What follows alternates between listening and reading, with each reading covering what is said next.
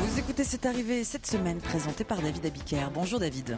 Bonjour à tous, bonjour Ombline. Accueillir les Jeux Olympiques peut-il faciliter le vivre ensemble? Question posée ce matin au sociologue Michel Vievorka. Relancer l'Europe, peut-être, mais selon quelle méthode? Macron, Juncker, Merkel, depuis 15 jours, chacun fait des discours, mais concrètement, il se passe quoi? Yves Bertoncini, président du Mouvement Européen France, spécialiste des questions européennes, nous le dira. Alors que Saint-Martin doit se reconstruire, que le gouvernement prépare sa loi logement, on expérimentait mercredi à Nantes l'impression 3D d'un logement social. Zuber Lafage, spécialiste en génie civil, nous dira si le numérique peut révolutionner le secteur du bâtiment.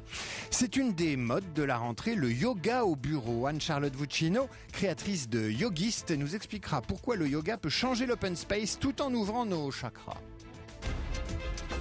Sinistré d'Irma, le président de la République annonçait les grandes lignes de sa politique du logement. Construire mieux, plus vite, en s'affranchissant de certaines normes et davantage, c'est un enjeu auquel pourrait répondre un jour l'impression 3D avec à Nantes une expérience démarrée mercredi, un logement social construit en un temps record. Zuber Lafage, bonjour. Bonjour. Vous êtes docteur en génie civil et en charge du chantier 4.0 du laboratoire de génie civil de Centrale Lille et vous travaillez sur les nouvelles technologies mises au service du bâtiment. Une première question, quand le président parle de bousculer les normes de la construction, non seulement pour reconstruire Saint-Martin, mais pour construire plus vite en métropole, qu'est-ce qu'il veut dire exactement ? Je pense qu'il veut dire qu'en termes d'innovation, on a un grand problème. Et l'innovation, s'il y a énormément de règles en termes de standards, en termes de normes, en termes d'assurance également, à un certain moment, et on ne prend pas de risques. Et toutes les innovations, on a toujours pris des risques. Donc, quand il dit en dépit des normes et des standards, je trouve que moi, je vois le côté positif, je vois l'innovation, le terme innovation derrière. Exemple de normes ou de standards évoqués par le président qui freinent considérablement la construction de logements aujourd'hui? La réglementation thermique, la réglementation environnementale, qui a bien sûr des atouts extrêmement importants. Les standards en fait qui sont représentés en fait par un organisme qui est extrêmement puissant, qui est extrêmement intéressant, qui est le CSTB, donc qui ne prend aucun risque en fait dès qu'il y a une innovation, ou bien les assurances. Les assurances ne prennent pas de risque quand c'est pas prouvé que c'est forcément 100% que ça va fonctionner. Et ce qui est complètement contraire à l'innovation. Alors qu'est-ce qui empêche aujourd'hui de construire vite et bien et durablement, à part les normes? Le secteur de la construction, en fait, c'est un secteur qui n'est pas connu par l'aspect innovation. Ça fait des années qu'il y a aucune innovation.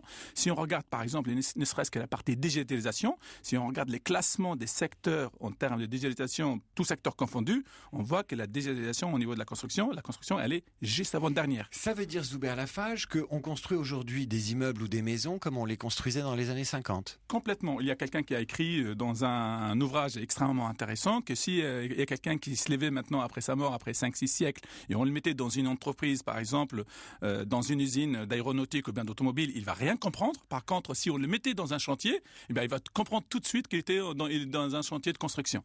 C'est une industrie archaïque et qu'il faut absolument maintenant, le temps il est arrivé, grâce à quelques leaders des grandes entreprises qui arrivent au bon moment, qui sont en train, en fait, d'accentuer sur cet aspect innovation, recherche et industrialisation. Zuber Lafage, spécialiste des nouvelles technologies appliquées à la construction, professeur à l'école centrale de Lille. Zuber Lafage, vous travaillez avec vos équipes de chercheurs sur les nouvelles technologies. À Nantes, mercredi a démarré la construction d'un logement social à partir de la technologie 3D. Vous y étiez, parce que c'est évidemment votre matière.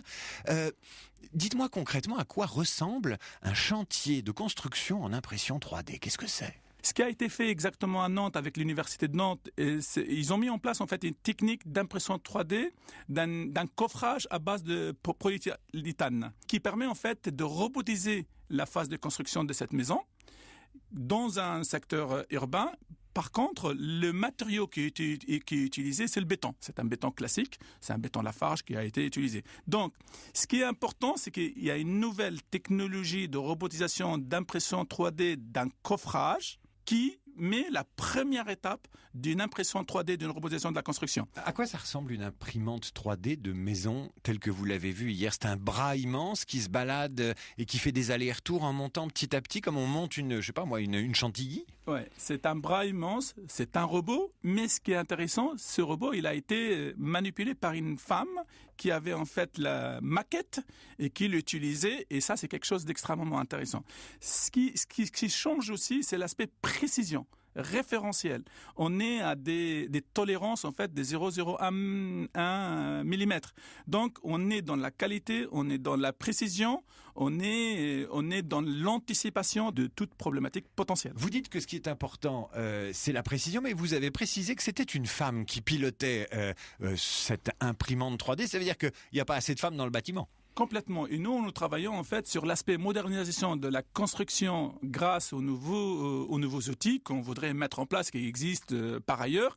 Et s'il y a un manque de femmes, c'est lié aussi à la pénibilité en fait des travaux, à la dangerosité aussi des travaux, à la performance au niveau des travaux et aussi aux aspects sécurité. Le fait qu'on n'attire pas des femmes pour pouvoir travailler, qui sont aussi passionnés en fait par la construction, par l'aménagement, par tous ces secteurs-là, ça c'est vraiment un défi à mettre en place. Il y a de moins en moins de gens attirés par ce secteur-là pour travailler, et à raison. Problème de sécurité, problème de performance, problème de salaire, problème de qualité, et ça c'est extrêmement important et c'est mondial. Plusieurs pays, principalement en Asie, qui commencent à mettre une stratégie spécialement pour ça. Alors on a cité l'exemple de Nantes, j'imagine qu'il y a des expérimentations de ce type-là partout dans le monde entier où on essaye l'impression 3D, vous avez des exemples ? J'ai un exemple extrêmement intéressant, c'est un ingénieur extrêmement brillant et entrepreneur italien qui s'appelle Enrico Dini, qui a mis en place, c'est un passionné, c'est ce qu'on appelle les vrais entrepreneurs italiens, et dans le cadre de bâtiments, il a mis en place une machine qui permet d'imprimer des structures extrêmement intéressantes, avec un matériau, en l'occurrence, dans son cas, lui, c'est une poudre. Je connais également 2 entreprises chinoises qui sont, là encore, on a des passionnés, des entrepreneurs, des gens qui ont des expériences dans ce domaine-là et qui ont vu qu'il va falloir vraiment faire quelque chose. Les Chinois, ils sont nombreux, donc il faut construire beaucoup là-bas aussi. Oui, mais les Chinois, ils ne construisent pas uniquement pour eux, ils construisent aussi pour le monde. Et c'est ce qu'on cherche aussi, nous, à mettre en place aussi. Ça veut dire, la technologie, ici, on est compétent, il faut que ces compétences-là soient vendues aussi ailleurs. Et donc, les Chinois, ils sont en train de le faire. Et en termes de communication, ils sont extrêmement forts. Ils arrivent aussi à vendre. Sachant que le Chinois le plus connu, qui s'appelle Winson, lui, il imprime des blocs et il fait en fait l'assemblage des blocs.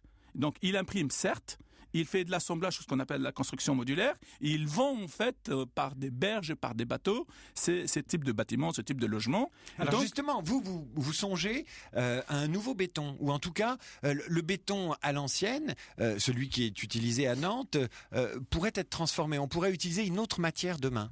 Le nouveau béton, il faut qu'il soit décarboné, qu'il a des propriétés thermiques extrêmement intéressantes et qu'il a des propriétés environnementales extrêmement intelligentes et qu'il soit intelligent. Quand je dis intelligent, intelligent au niveau énergétique, intelligent au niveau environnemental et intelligent par rapport à la société, par rapport aussi à ceux qui l'ont utilisé. On a regardé ce qui se passait partout dans le monde et surtout dans l'histoire. Je regardais même comment ça a été innové la première fois le ciment. On a regardé aussi les bétons de Romains, les bétons noirs. On a regardé aussi ce qu'ils ont fait les Égyptiens avec les géopolymères. Il y a des milliers d'années. Il y a des milliers d'années et eux, ils n'avaient pas besoin de parler de durabilité. Leurs ouvrages, on les voit encore et ils sont magnifiques. Ils sont magnifiques et ils sont durables, quoi. Et on a regardé tout ce qui s'est passé et on a regardé en même temps comment on peut passer à une phase d'innovation. Donc, on met notre ego à côté. Mais on avait dit, on va chercher là où il y a une compétence, mais elle n'est pas écrite. Et il y en a beaucoup des compétences qui ne sont pas écrites, des gens qui n'ont pas fait d'études, mais qui sont brillants, qui ont des idées. Et on a été les chercher et on les a attirés pour travailler avec nous également. Vous dites que l'impression 3D, ce sera peut-être la grue du 21e siècle. Quand est-ce qu'on va l'utiliser ? Ça arrive quand ? Pour moi, ça va arriver dans 2-3 ans. Et pourquoi je dis la grue ? Parce que c'était un symbole pour expliquer qu'on n'a pas à avoir peur d'une imprimante 3D qui va arriver. Tous, nous voyons maintenant de grues un peu partout. Donc, c'est pour dire il va y avoir des personnes qui vont travailler sur cette nouvelle imprimante 3D dans le chantier. Et ces personnes-là, ils vont être fiers de leur ouvrage parce que les ouvriers, les ingénieurs, les concepteurs, ils sont contents quand ils finissent l'ouvrage. Ils disent c'est moi qui ai travaillé sur ce tunnel. C'est moi qui ai fait ce pont. Et donc, ils vont être fiers. Et ça, c'est important. Pourquoi aussi la grue ? La grue, elle a changé le mode constructif. Avant, on ne montait pas en fait en hauteur. Donc, l'impression 3D va changer aussi le mode constructif. On va construire autre chose. avec d'autres compétences. Puis je dis pourquoi la grue? Pour dire que ça fait des années qu'il n'y a rien en innovation au niveau de la construction. C'est la dernière fois, c'était la grue. Zuber Lafage, merci d'avoir été avec nous ce matin sur Europe 1. Je rappelle que vous êtes en charge du chantier 4.0 du laboratoire de génie civil de l'École centrale de Lille. Merci à vous. Merci.